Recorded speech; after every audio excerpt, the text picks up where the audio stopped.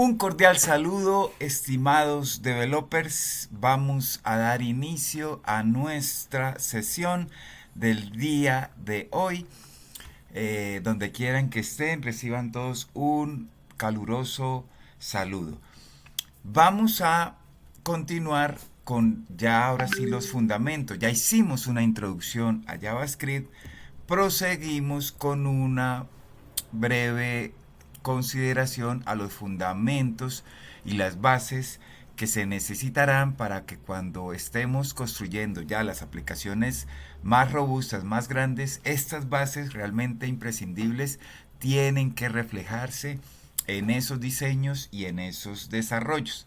Entonces, comencemos. Ya tengo acá mi archivito del index conectado a mi app.js como hemos venido haciendo, y miremos acá, coloquemos concatenación, pero template string, los famosísimos, o también, bueno, no creo si era backticks, si se escribe así, pero así suena, backticks, o los template strings. Es decir, tenemos una variable w, va a ser igual a, por ejemplo, JavaScript, y ahora tengamos una segunda variable p, va a ser igual a the most popular. Entonces, si queremos concatenar y enviar a la consola de una vez, pues simplemente digámosle aquí el lenguaje, luego con el operador de concatenación, que es el operador de concatenación en diversos lenguajes de programación, y aquí vamos a decirle la variable w, concatenamos ahora con el siguiente mensaje, is, y nuevamente concatenamos con la variable p. Entonces aquí estoy haciendo una concatenación común y corriente, ¿cierto? Tomo esta cadena de caracteres y lo concateno a mi variable w, que es la que está acá, que tiene la cadena JavaScript asignado como valor.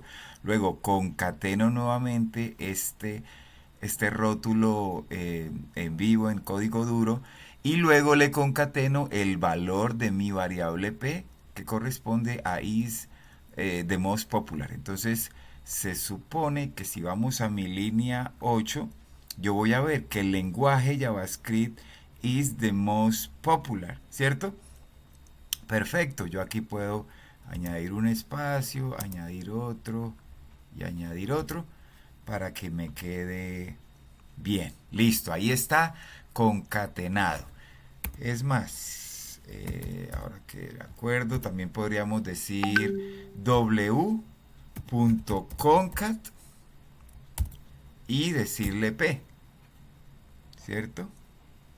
Y entonces en la línea 9, efectivamente, estamos también concatenando con la función concat. Esas son dos maneras para concatenar, pero la que queremos a continuación es usando nuestros template strings, que dicho sea de paso, yo los accedo con las teclas, en mi caso aquí en sistema operativo Windows, al control y ¿cómo se llama? Es esta que tiene la tecla corchetes de cierre o llaves de cierre. Entonces, si observamos developers, aquí hay estos dos caracteres de apertura y de cierre. Entonces, ya estando acá, yo nuevamente le digo demos, no, de language. Y acá ya no voy a utilizar el operador de concatenación, sino que le digo pesos, llaves de apertura y llaves de cierre. E inyecto a mi variable en cuestión que necesito. Entonces aquí yo le digo W, y estando adentro del template string de cierre, es decir, al lado izquierdo, antes de que cierre, prosigo con mi rótulo, con mi cadena de caracteres normal. Is really, y nuevamente pesos, ya corchetes de apertura y de cierre, y ahora inyecto a mi variable P. Por lo tanto, si yo voy a mi línea 11, vemos que efectivamente the language JavaScript is really the most popular. En este momento, chicos, ya estamos utilizando una de las nuevas especificaciones del ECMAScript 6, que fue cuando hubo esa actualización huge, enorme, y es aquí donde incorporan esta característica de los template strings o los backticks. Y la verdad, chicos, es que para concatenar y para estar inyectando valores de variables en componentes o elementos de nuestro React, un Node y mismo JavaScript nativo, esta es la manera que más se utiliza, ¿cierto? Haciendo como con interpolación, toma uno, tiene que anteponerle el pesos dólar, luego llaves de apertura y de cierre, y adentro se trae uno los valores que necesita. Y esa es la que vamos a estar utilizando por encima del operador de concatenación por defecto, que es el más. Vamos a estar utilizando los template strings. Listo, eso era lo inicial. Ahora sigamos, vámonos un poquito, vamos a ver. Bueno, hagámoslo primero aquí afuera. Vamos a declarar unas variables, por ejemplo, let, pongámosle A2, por ejemplo, igual, pongámosle 3, puede ser. Digámosle ahora que let B2 va a ser igual a 2. Y digámosle que let, qué sé yo, Z2, que va a ser realmente nuestro resultado, entonces va a ser igual a A2 más B2, ¿cierto? Aquí ya no es concatenación, aquí ya estamos hablando de operadores numéricos, pero vamos a mirar, que es a donde quiero llegar, que coloquemos acá lo que significa el preincremento. Coloquémosle preincremento, que lo hacemos con el operador más. Repito, no de concatenación, sino aquí ya es el incremento de un literal numérico. Pero este operador, aquí lo importante, y es lo que quiero que revisemos, estimados developers, es que debe ir antes de la variable, ¿cierto? ¿Cómo es eso, profe? Ya lo vamos a ver. Entonces, digámosle que Z2 va a ser igual a preincremento. Entonces yo coloco más y digámosle, por ejemplo, a 2, ¿sí? Entonces, en este momento, ¿qué estoy haciendo? Estoy reasignando dinámicamente a esta variable Z2 que ya había declarado con LED, le estoy reasignando el valor de A2. Pero estoy utilizando un preincremento, es decir, estoy antes de la variable preincrementando en 1 ese valor. Y ese valor, eso se ejecuta en esta misma línea, es decir, que Z2 va a quedar valiendo ese A2, pero preincrementado. Llevémoslo a la consola para corroborarlo. Entonces vamos a llevar a ambos. Yo llevo primero a A2. Y ahora llevemos también a Z2, dijimos. Listo. ¿Qué va a pasar, estimados developers? Revisemos. Si venimos acá, nos estamos dando cuenta que es 4 y 4. Claro, porque A2, que valía 3, lo preincrementé y 3 más 1 me da 4 y ese lo almacené en Z2. Entonces, si yo llevo a la consola Z2, va a quedar con ese resultado de 3 más 1 da 4. Y A2, fíjense acá lo importante, A2 quedó ya incrementado también. Ya no vale 3, sino que vale 4. O sea, este es el caso normal, el común y corriente. Pero vámonos ahora con el post incremento, que sería cuando el operador más va después de la variable. Entonces, aquí la cosa ya cambia. Digámosle nuevamente, Z2 va a ser igual. Ahora digámosle, para esto colocamos este B2. Usemos a B2. A B2 vamos a reasignarle el valor a Z2 y le vamos a decir que B2, pero post incremento. Es decir, el operador doble de más va después de la variable. Fíjense, aquí va antes de la variable, ahora va después de la variable. Y lo mismo, llevemos a la consola a B2, en este caso, y llevemos nuevamente a la consola a Z2, ¿cierto? Y entonces revisemos qué va a pasar. ¿Qué va a pasar acá? ¿Cuánto valen nuestras variables ahora? 3 y 2. B2 valía 2, ¿cierto? Quedó valiendo 3.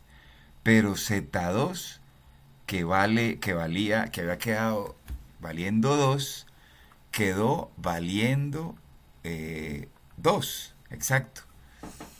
Es decir, este incremento, o sea, B2 valía 2. Y ese 2 es trasladado a Z2, ese valor de 2. Y ya después de que ese valor de B2, que era el número 2, es almacenado en la variable Z2, es que se posincrementa. Por eso Z2 no recibe ese incremento al 3. Z2 se queda valiendo el 2, que B2 en su estado natural vale, y es el posincremento el que se aplica a esta variable. Por eso B2, esta línea 27, es 3, ya no es 2. 27 es 3, porque 2 más 3 es 1. En cambio Z2 sí se queda con el valor de 2 en su estado natural. ¿Por qué pasa esto? Por eso se llama posincremento, porque el posincremento es como si en esta misma línea no se ejecuta el posincremento, se ejecuta ya después. El preincremento sí se ejecuta de una vez en el caso normal, pero el posincremento se ejecuta después de que el operador de asignación haga sus veces de asignarle valores a las variables. Entonces, fíjense, coders, estimados developers, lo importante de estos operadores. Y dicho sea de paso, cuando estemos ahorita en sentencias de control, en ciclos repetitivos en for, vamos a ver que así se incrementa en JavaScript o se posincrementa, por ejemplo. Pero en conclusión, este posincremento se ejecuta se ejecuta después de. En cambio, este pre sí se ejecuta antes de.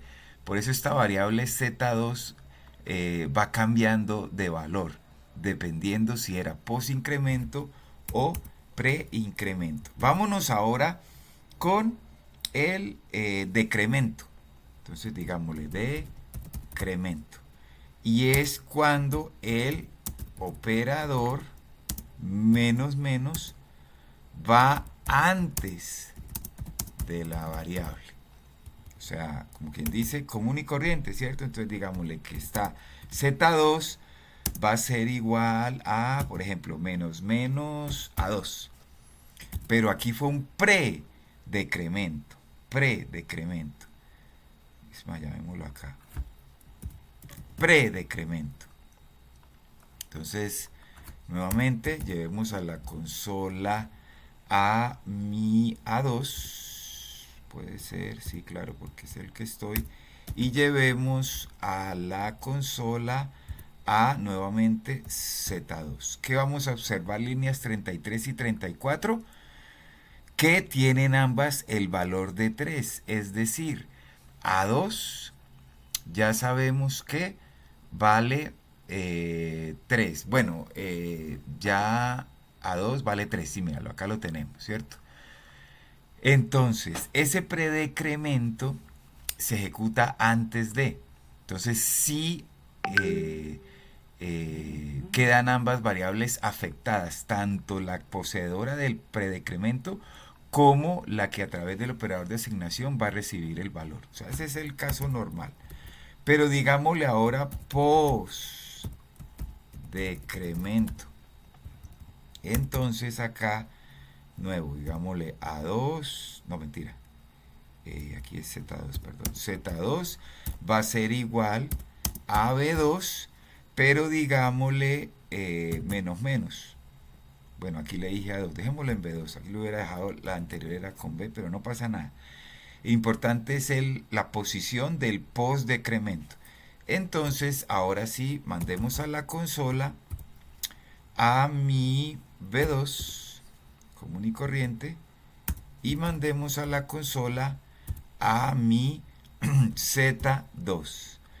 Entonces, B2 valía ¿cuánto? Bueno, claro que aquí la incrementamos, empezó en 2, pero ya debe ir en 3, exacto. Entonces, B2 sigue en 2, ¿sí? No, aquí sobreescribimos. Entonces, este posincremento no afecta a B2. Perdón, afecta a B2, pero no afecta a Z2. Z2 hereda el valor de B2 en su estado natural. Y luego que ya ocurre el post-decremento, ahí sí Z2 se va a ver afectado. Entonces es por eso que vemos en la línea 40 que Z2 vale 3, ¿cierto? En conclusión, entonces, B2, bueno, es que miremos acá porque, claro, B2 yo le había dado el valor de 2, pero si nos fijamos acá, B2 la incrementé a 3, es decir que B2 vale 3, mejor dicho, comprobémoslo acá. ¿Cuánto vale B2? Línea 37. Perfecto, sí, exacto. Como decía, vale 3 porque acá lo habíamos incrementado. Entonces, en su estado natural, B2 vale 3. Entonces, ¿qué pasa? Yo le digo acá B2 menos menos. Este está pos, está después. Entonces, este valor de 3, que actualmente está almacenado aquí en B2, se traslada a la variable Z2. Por eso Z2, que es la última impresión, vale 3, ¿cierto? Porque acá, míralo, aquí está, 3. Ahí ese post no afectó a Z2, porque por eso lo dice, el post lo hace después. Pero ya esa B2 que sí afecta ese menos menos, o sea, ese 3 se le resta 1 y 3 menos 1 da 2. Por eso en esta impresión del 40, miremos acá, es 2. Claro que sí, porque se decrementó en una. Entonces fíjense cómo ocurrió pos. Ocurrió pos, porque si hubiera ocurrido pre, Z2 se hubiera visto afectado y valdría 3 menos 1, 2, valdría 2, Z2. Pero no, Z2 sigue valiendo el valor natural de 2. Y ya luego que se asigna es que ocurre el posincremento. Y por eso B2 sí se ve afectada y recibe la resta en 1 y B2 queda valiendo en la línea 40 2. ¿Por qué? Porque 3 menos 2, 3 menos 1 me da 2. Y repito, pues aquí debí más bien fue comentar, pero bueno, no pasa nada.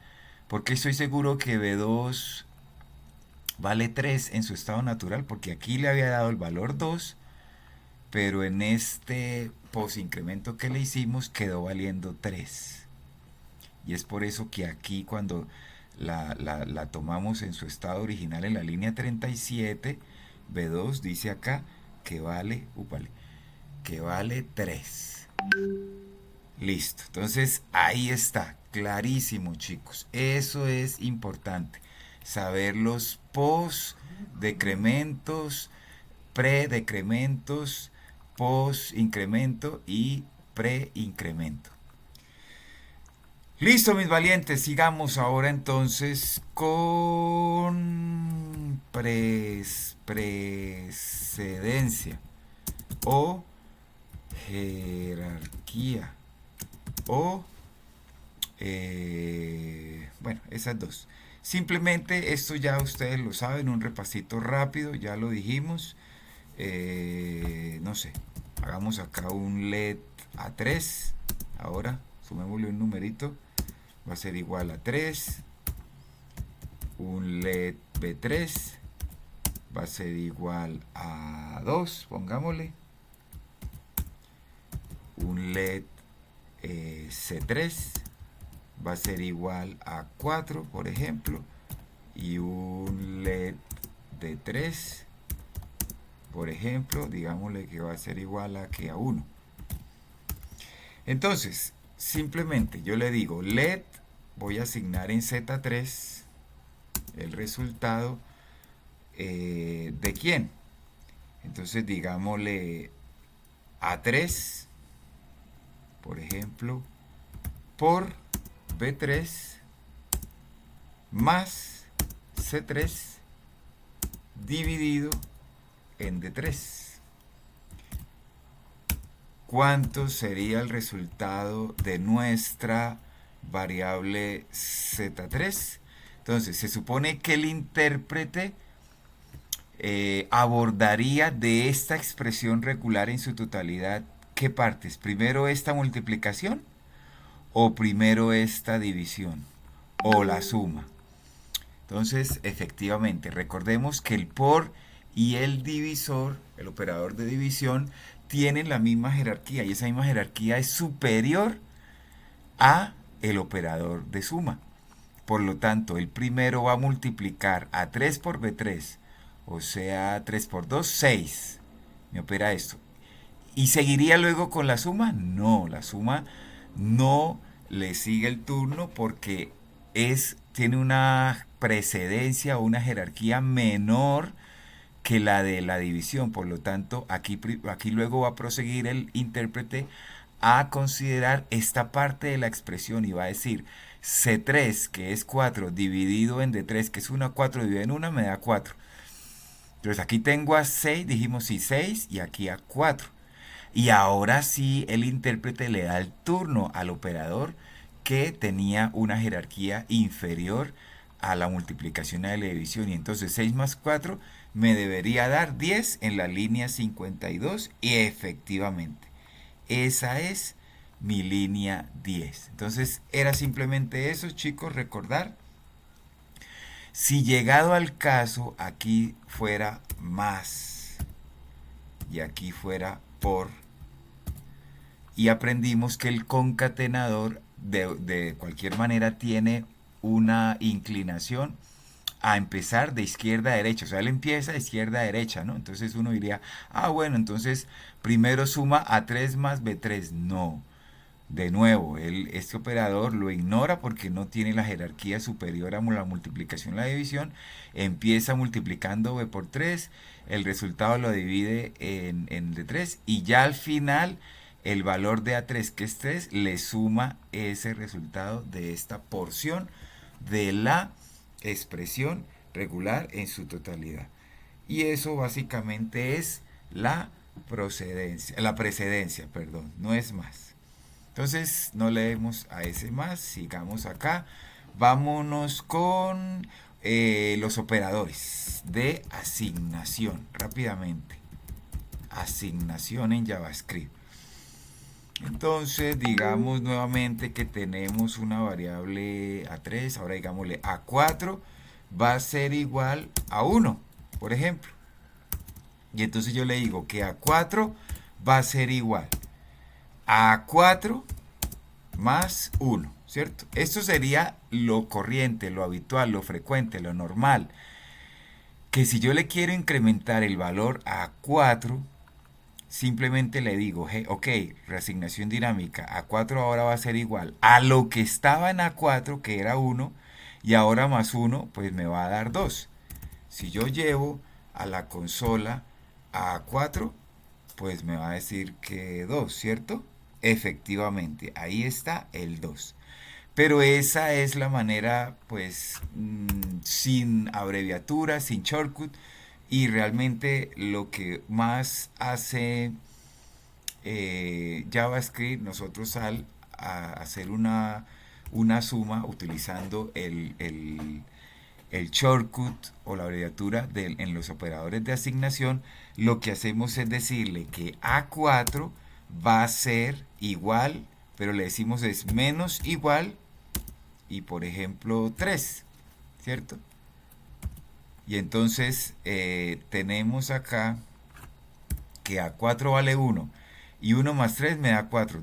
Línea 61 debe decir 4. Efectivamente da 4. Pues esta es la manera pues realmente más convencional a la hora de hacer una suma, una acumulación usando la abreviatura más igual.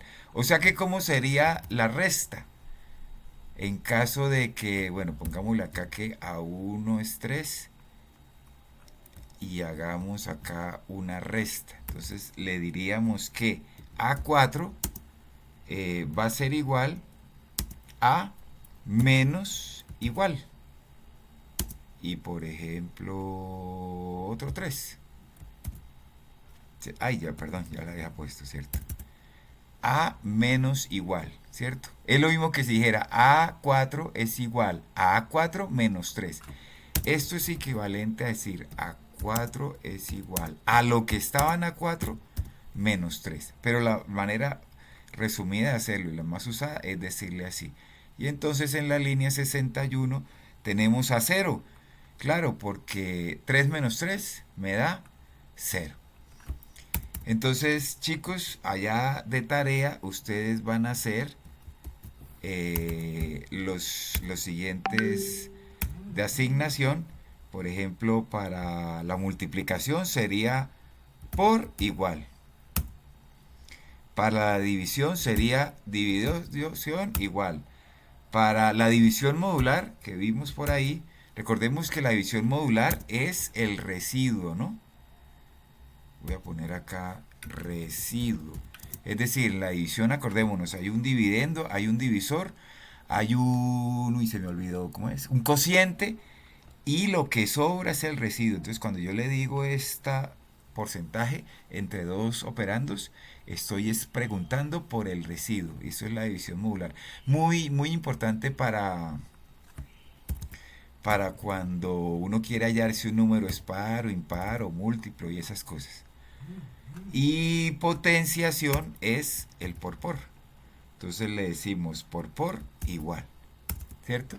Entonces allá ustedes en sus casas me van a hacer la manera abreviada y corta de estas operaciones con el operador de asignación en lo respectivo a la multiplicación, a la división modular y a la potenciación. Entonces digámosle acá, multiplicación, división, esta es la que llaman división modular y esta es la potencia. Listo, eso sería más por esa parte. Vámonos ahora con los operadores de comparación. Aunque esos también, esto es un resumen, chicos, para el parcial teórico y práctico. También tenemos que, recordemos, había digámosle acá, por ejemplo, el operador no estricto. Él revisa solamente el valor sin importar el dato, el tipo de dato, mejor dicho. Ese es este operador de comparación normal. Pero el operador de comparación estricto, coloquémosle acá estricto, si revisa tanto el valor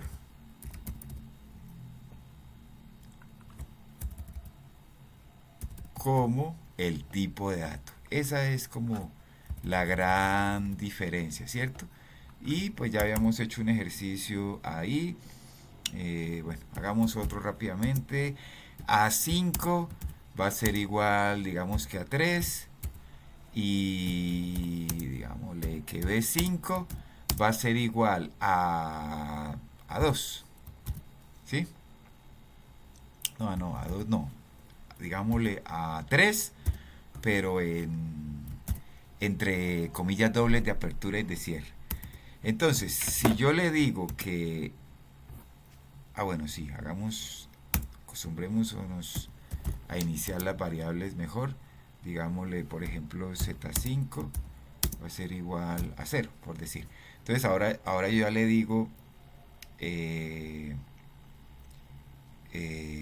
z5 va a ser igual, le vamos a reasignar el resultado de la comparación entre quién, entre A5, que es el literal numérico 3, con B5, ¿cierto? Que sería como pero B5, pongámosela, no, B5, ahí ya está el 3, pero el 3 no como literal numérico, sino como cadena, como un string. Entonces, si llevamos a la consola a Z5, ¿nos va a dar falso o nos va a dar verdadero?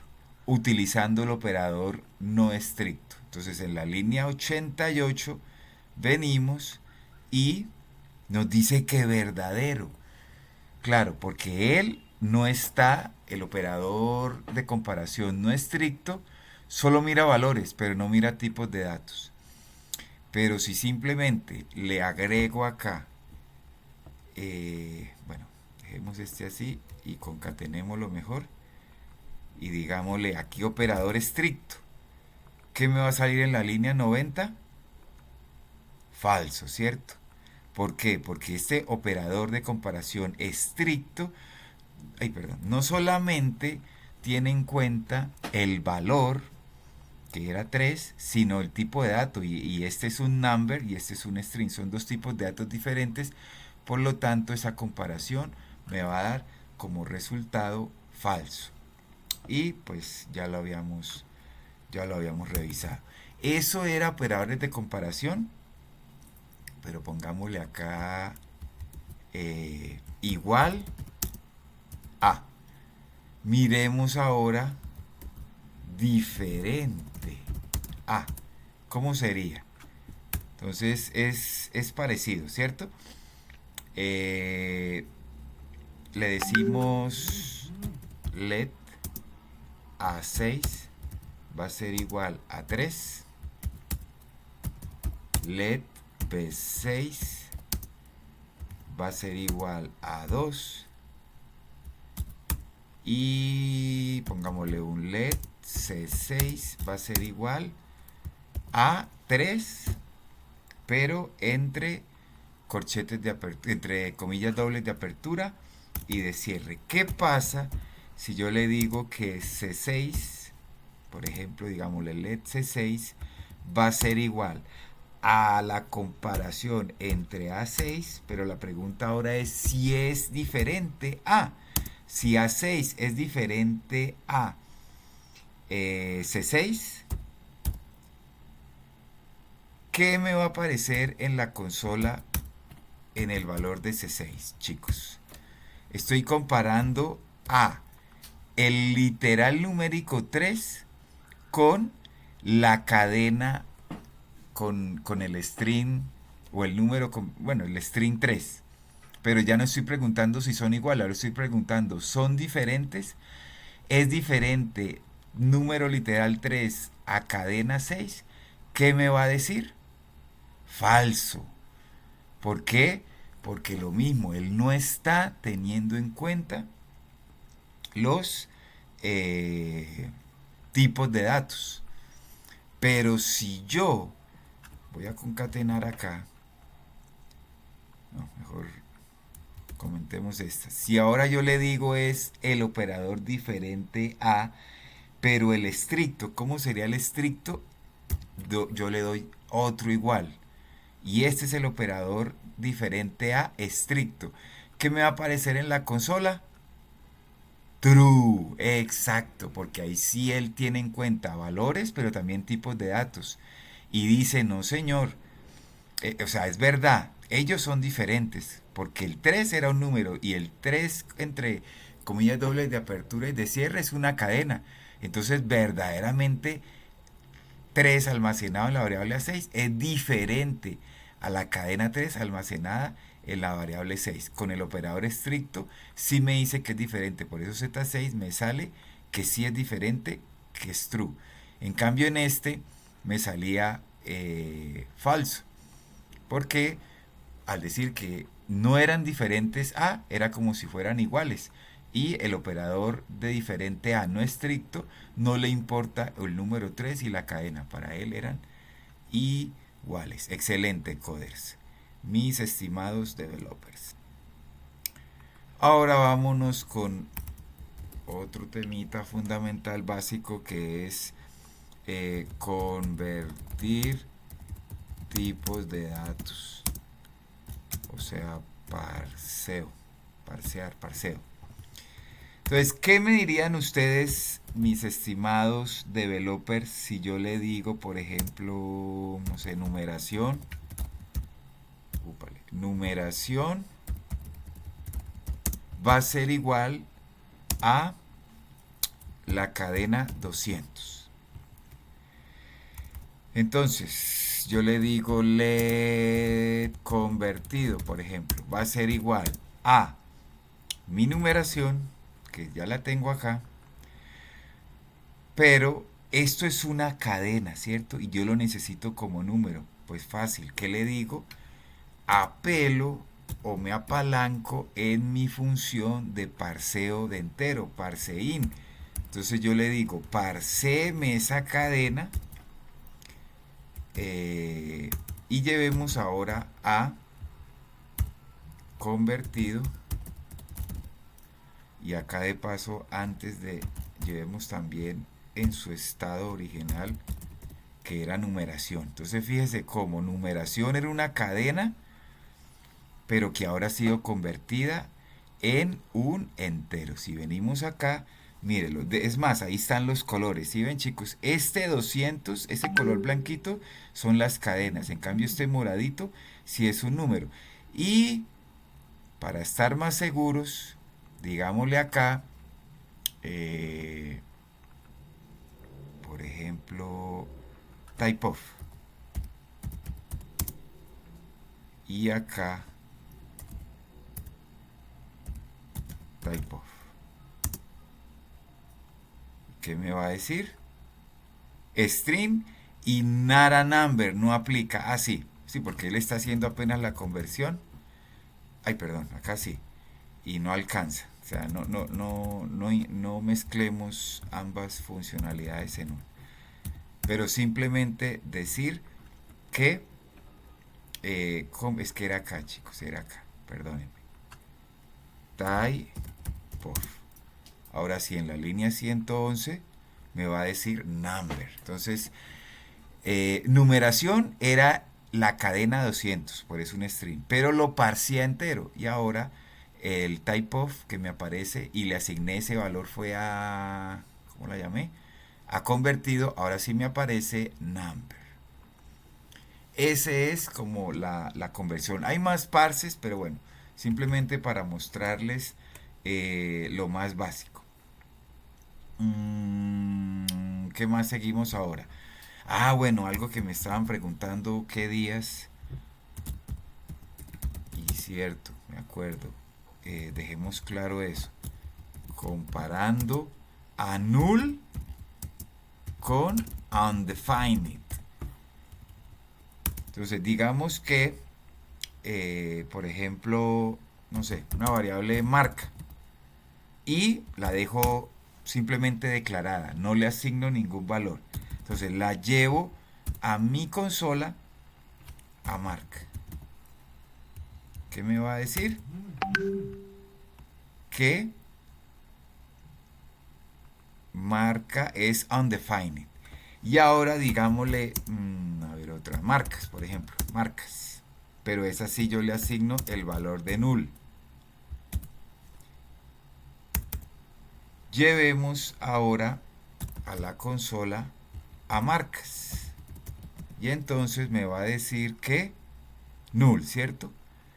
¿Qué pasa si yo llevo a la consola la comparación? Hagámosla a mano, manualmente. Marca va a ser igual, igual, sin operador concreto, estricto, sino solamente el normal. Marcas y marcas. ¿Qué me va a salir en la línea 123? True. Me está diciendo que nulo es igual a undefined. O sea, estoy comparando el 1 con undefined y con este operador me aparece que es verdadero. Pero lógico, porque era el no estricto. Pero si yo le pongo el estricto, ¿qué me va a aparecer en la línea 124? False. Entonces, eso es lo que les quería como aclarar. Que null y undefined no son iguales, son distintos. Obviamente al compararlo con el estricto, porque con el no estricto sí me aparece que son iguales, pero hay que tener cuidado con eso, chicos. Vámonos con las sentencias de control. Y bueno, vamos a comenzar. Iniciemos con nuestra sentencia if. Entonces, digámosle por ejemplo, let, bueno, pongamos acá if. Entonces, let condición, pongámosla en true, por ejemplo. Si, luego paréntesis de apertura y de cierre, viene nuestra condición, nuestra expresión. Entonces, si condición es igual, igual, igual, hagámoslo ya con el operador estricto. Si es igual a true, entonces llave de apertura y llave de cierre y empieza el cuerpo de mi sentencia if. Entonces, lo primero es la cabecera y la expresión de comparación en medio de la parte superior de la sentencia if. De la cabecera de la sentencia if. Y ahora el cuerpo si vienen las líneas que se van a ejecutar. Entonces simplemente hagámoslo así para que pedagógicamente sea bien comprensible. Entonces, si se cumple la condición, digamos lo que es condición verdadera, ¿cierto? Y bueno, aquí si quiere coloquemos para que comencemos a diferenciar y a distinguir cada sentencias entre sí. Entonces pongámosle acá fin del programa if básico. De lo contrario, recordemos, esto se ejecuta en caso de que la condición se cumpla. Pero si no se cumple, apelamos a nuestra palabra reservada else y en caso de que la condición no se cumpla, esta parte incluida dentro del else es lo que se ejecutaría. Entonces digámosle acá condición falsa, por decirlo. Solamente un ejemplo. Entonces miremos acá qué se va a ejecutar. Fin del programa if básico y no se ejecutó ninguna condición. ¿Por qué no se me ejecutó ninguna? Así que es cierto. Entonces condición verdadera, ¿no? Línea 134. Estaba mirando abajo. Entonces esta parte se ejecutó. Pero si yo le cambio acá, digámosle que la condición es falsa. Entonces se va a ejecutar efectivamente condición falsa. Esta es la manera larga de hacerlo. La verdad es que lo habitual, uno solo coloca la variable. Cuando colocamos la variable como expresión de la sentencia if, él ya ahí nos está diciendo si es falsa o verdadera. Entonces así también serviría. Condición falsa, pero si le digo true, viene la condición, ahí está, true, verdadera. Y se ejecuta la otra opción. Perfecto. ¿Cómo sería un poquito ya con más validaciones? Entonces hagamos acá un if compuesto, por decirlo así. Este era un if simple. Coloquémoslo acá con validaciones. Entonces le decimos let, no sé, número if va a ser igual a 2. Vamos a manejar este valor para ir haciendo las validaciones. Entonces comencemos. Si número if igual, dejémoslo el concreto no, igual a 1, llaves de apertura, llaves de cierre, entonces mandemos a la consola esa condición que se cumplió. Entonces aquí coloquémosle texto número 1. Pero en caso de que no se cumpla y a su vez yo tengo más validaciones que hacer, yo le digo else, pero le digo if. Y nuevamente, si número if es igual a 2, nuevamente llaves de apertura, llaves de cierre, y enviemos a la consola el caso tal cual, pero en texto, número 2. Y ahí, chicos, pues me puedo quedar con todas las validaciones que necesite. Pero si no es, de lo contrario, entonces si número if es igual a 3, vale. Y así sucesivamente. Enviamos a la consola el caso en cuestión, número 3. ¿Cómo en caso de que no se cumpla ninguna de estas validaciones, cierto? ¿Cómo termina el ciclo? Simplemente ahí sí yo le digo else, si no, entonces haga esto. Es decir, si no fue ni la 1, ni la 2, ni la 3, entonces hacemos el else al final y ya le decimos, no sé, por ejemplo, opción, sí, digámoslo así, opción inválida, por decir algo. Entonces ejecutémoslo. El número es 2, tiene que salir 2, ¿cierto? Perfecto, número 2, ¿sí? Aquí salió, número 2. ¿Por qué? Porque se validó el número 1, no se cumplió esta condición, que si fuese número 1, pero sí se cumplió que fuera la condición número 2. Si número 2 yo lo cambio por 3, esta no va a entrar por acá, no va a entrar por acá, pero sí va a entrar por acá y va a imprimir número 3. Y efectivamente, número 3. Pero ¿qué pasa si yo le digo número 4? Número 4 no está validado en esta comparación, en este if. Tampoco en este if. Y mucho menos en este if. Por lo tanto, en ninguna de estas validaciones se cumplió. ¿Por dónde se iba a entrar? Por este else. Y le decimos, miren, la opción inválida. Ese sería el caso en cuanto no se cumple ninguna condición. ¿Qué otro hay, chicos? El switch case. Este switch case es parecido. Es más, hagámoslo igual. Digámosle number case, el número de caso. Digámosle que va a ser 1.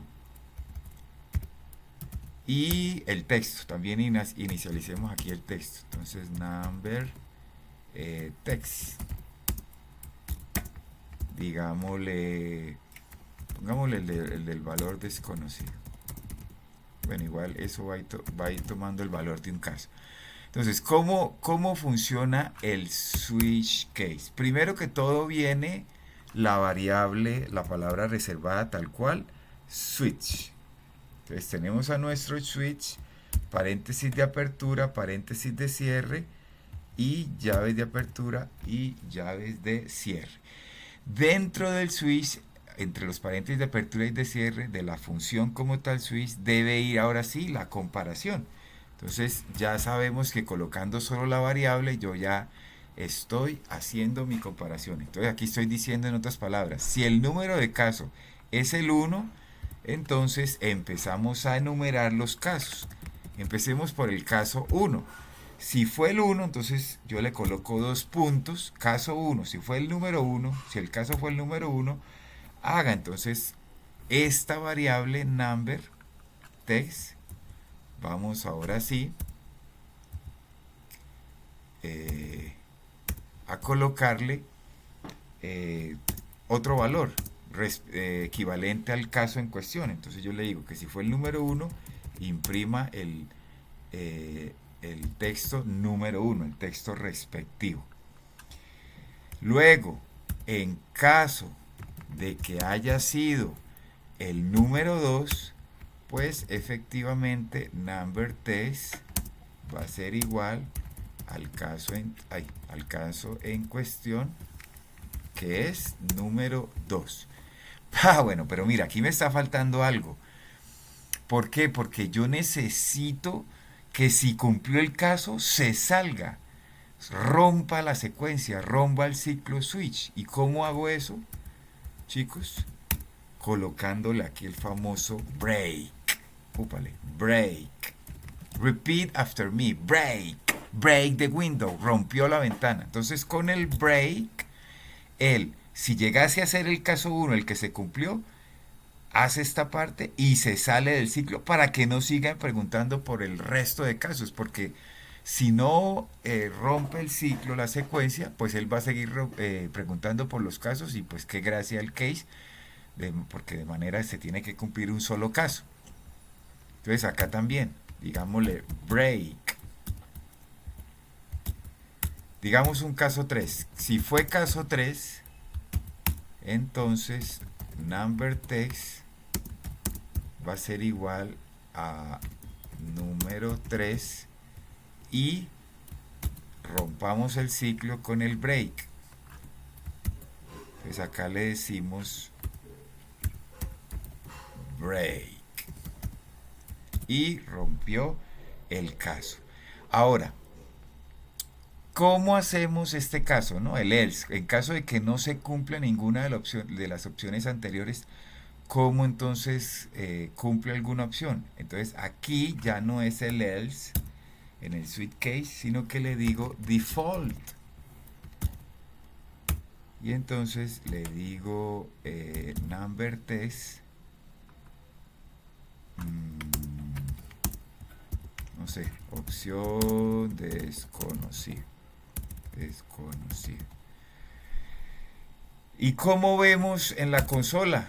Entonces al final, cuando cumpla todos los casos, o encontró el caso y con el break se salga, él debería imprimir a la variable en cuestión, que es number text. Porque acá, perdón, aquí era numeración, no, aquí era number text. Aquí, en cada uno de los casos, lo único que recibe es el valor asignado, pero no se lleva a la consola. Cuando termine el case, sí lo llevamos a consola. ¿Y qué valor va a contener number text? Pues el respectivo al caso que se cumplió. Entonces tenemos acá que el caso es 1. Dejámoslo así, en caso 1. Entonces, ¿qué nos tiene que imprimir? Solamente número 1. Si venimos acá, número 1, exactamente, en la línea 74. Pero si el caso yo digo que ahora es el caso 3, entonces va a entrar por acá, no entra. Va a entrar por acá, no entra. Va a entrar por acá, no. Para acá sí entra, porque el caso es el 3. Tenemos al 3 y el case es el 3. Entra, recibe el valor de la cadena número 3 y rompe la secuencia, rompe el ciclo con el break.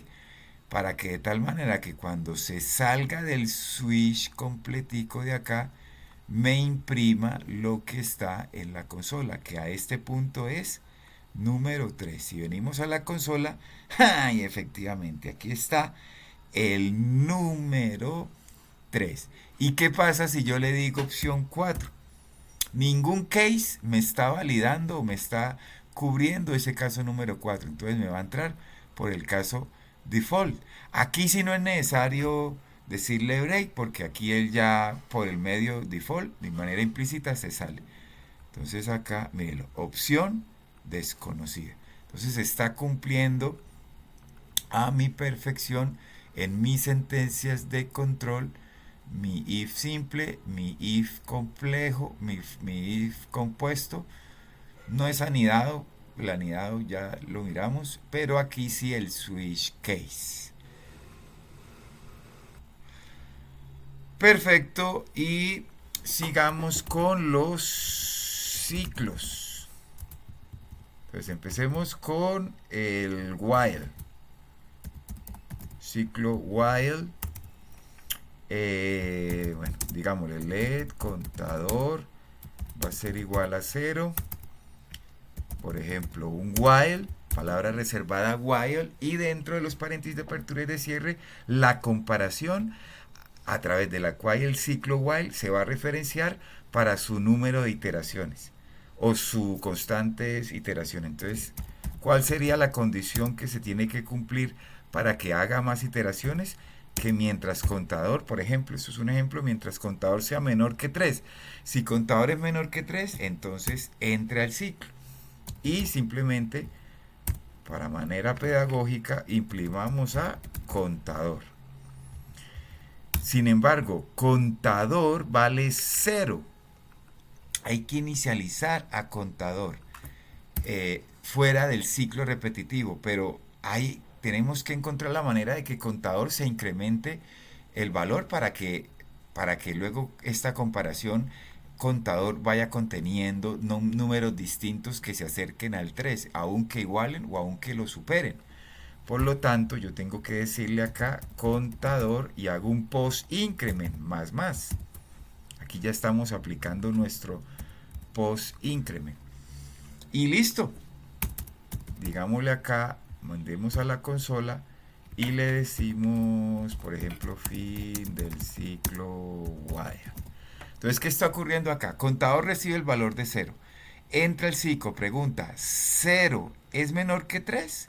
Claro que sí, o sea, se cumplió la condición, por lo tanto, el cuerpo del while se va a cumplir, imprimiendo en la consola el valor de contador hasta ese momento, que hasta ese momento es 0, y luego se incrementa, se posincrementa ese valor en 1, 0 más 1 da 1, contador ya vale 1, da el ciclo, da la iteración, vuelve y pregunta, contador que vale 1, ¿1 es menor que 3? Claro que sí, o sea que se cumplió la condición. Por tanto, se ejecutan estas dos líneas.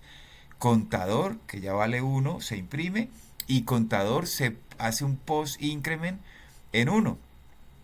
Entonces, vale ya 2. Pregunta, ¿2 es menor que 3? Claro que sí, se cumple, imprime contador, lo incrementa. ¿Pero 3 es menor que 3? No. 3 ya no es menor que 3, 3 es igual a 3. Entonces, esta condición ya no se va a cumplir. Por tanto, se sale del ciclo while y finalmente imprime mi fin de programa. Entonces, si vengo acá, observamos que no está funcionando porque algo pasaría. Vamos a venir acá, démosle un refresh, línea 174, línea 174. Bueno, entonces, a ver, ¿qué está pasando?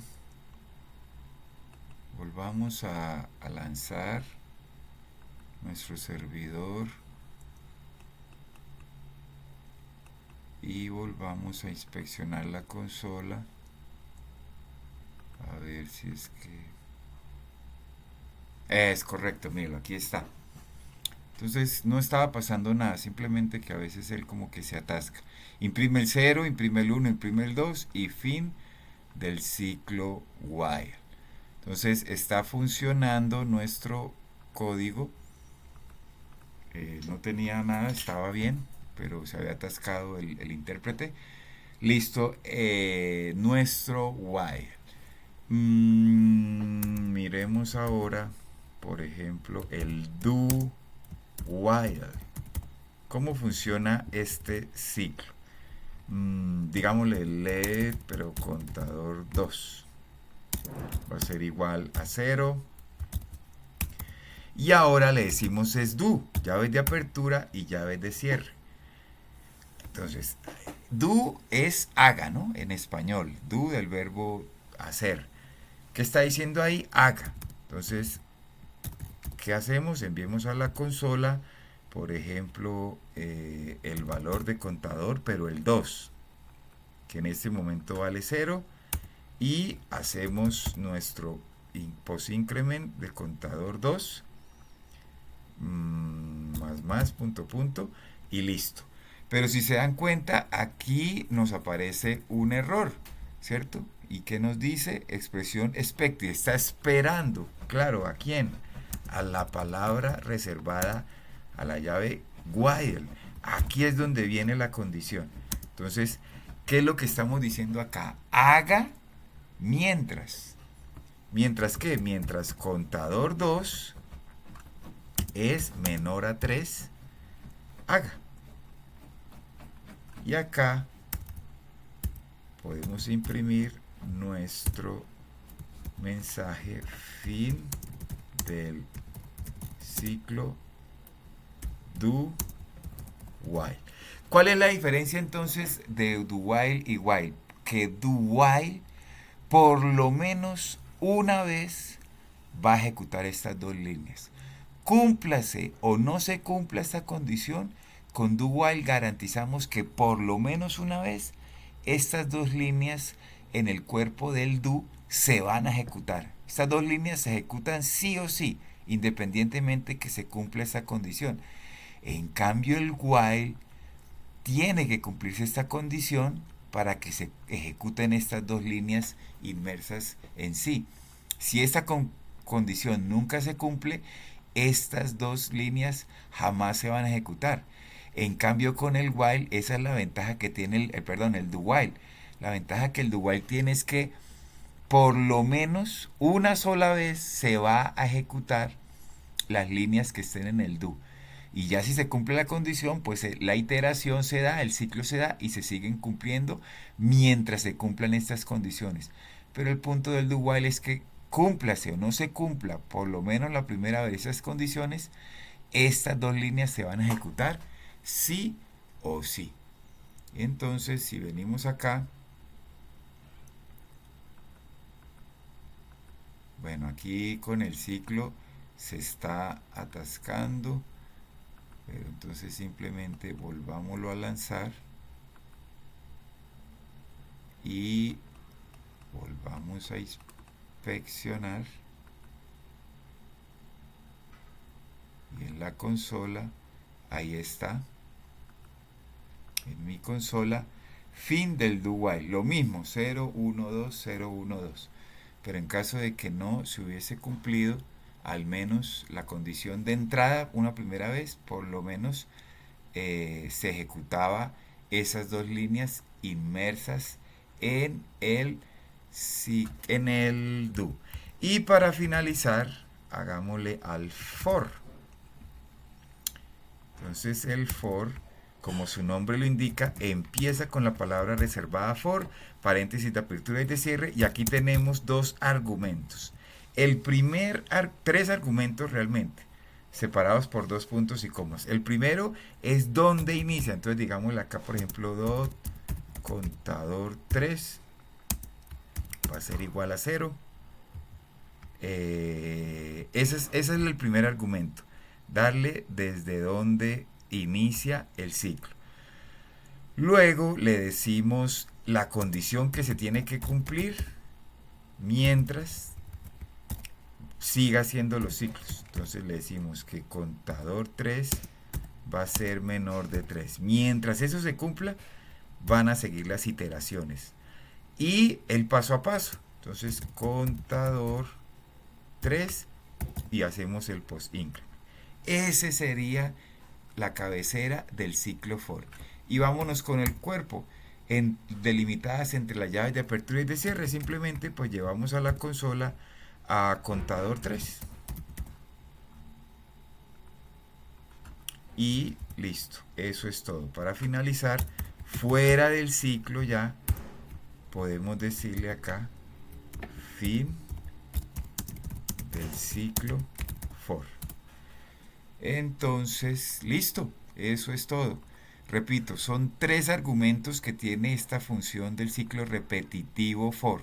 Estos eran ciclos repetitivos o ciclos, ¿no? Bueno, es lo mismo.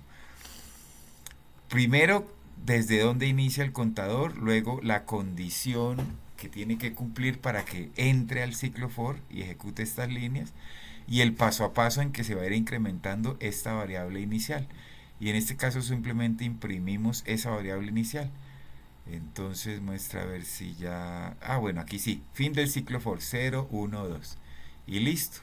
Eso es todo, mis valientes. Entonces, esto, developers, es una manera bien pedagógica de explicarlos de la manera más simple para que cuando ya estemos haciendo esos ciclos repetitivos, de repente nos traemos de una REST API los nombres de 100 películas, 100 cohetes, 100 casas, 100 productos, y solamente hacemos uno de estos ciclos repetitivos para que él itere esas 100 veces, ¿cierto? No vamos a hacer una iteración o una ejecución de estas líneas por cada producto recuperado de la REST API, sino que lo hacemos conforme un ciclo repetitivo los controle. Entonces, mis estimados developers, no siendo más, muchísimas gracias por su atención y que mi Dios les bendiga. Recuerden, no digan no puedo porque el cerebro se estanca, digan cómo lo hago y el cerebro comienza a trabajar y busca una respuesta. Dios los bendiga, chicos.